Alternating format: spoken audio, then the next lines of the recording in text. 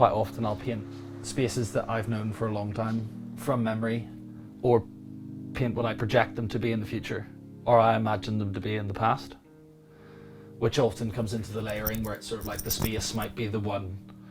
In like this one, it was like the space was meant to be the permanent thing, but the figures could have existed at, like, in that space with any period within 50 years, creating these memoryscapes or dreamscapes and these sort of worlds that often have holes in them or have like inconsistencies in the visual image, so that the viewer sort of instinctively looks at a picture and takes it at face value, and then the further they look into it, they start to see that there's these other little clues to maybe what happened in that situation or didn't happen, or they start to question whether these people even know each other. It's just like in your dreams, not everything needs to add up. While I'm painting it, I'm feeling, so it's like it doesn't fit, but it felt right.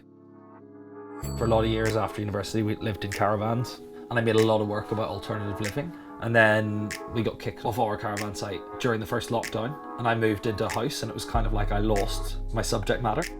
I've been like hunting for what scaffold or like main structure in which lots of the work hangs on, which I suppose is becoming autobiographical. Maybe that was a symptom of lockdown, which was kind of like lots of time to be nostalgic about things, because there wasn't this intense rhythm to life that distracted you, and also faced with, I suppose, this idea of like death or mortality, which does feature in a lot of my work in an undercurrent. When I first started printmaking, I was doing a full print in an evening, and it was energetic, and I started doing 8 layers of meticulously carved out imagery. It sort of lost a bit of its excitement. So I suppose the starting to paint, it was kind of a reaction to trying to just break up a natural fastidious point that I'd come to.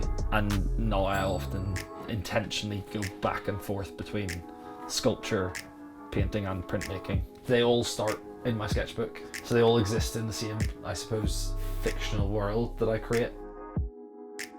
The inspiration for wanting to live outside of like normal housing or live in studios or just even feeling comfortable living in those spaces was, my parents have always had this small cottage on the north coast of Ireland. It didn't have any electricity till 2 years ago, and everything was candles and fire.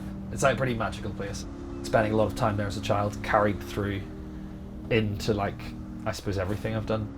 I have loads of photo albums, and when an image starts to build itself, I'll go through them and I'll make decks of images that might work or characters that might work. Quite often, instead of having a sketch that I work from, I'll draw the painting from memory when I'm away from it and see if I come up with anything better that way. Coming towards the end of the painting process, it's kind of like redacting things that you found uncomfortable. The figure might have been in it from the start, and you almost paint the whole figure out, apart from maybe like a little section of the shoe and a tiny bit of a cheekbone. If I was to sketch the painting out completely and know X, Y, and Z was there, you would never end up with any of these small remnants or these small sort of like moments where something did exist and then didn't exist and then existed again.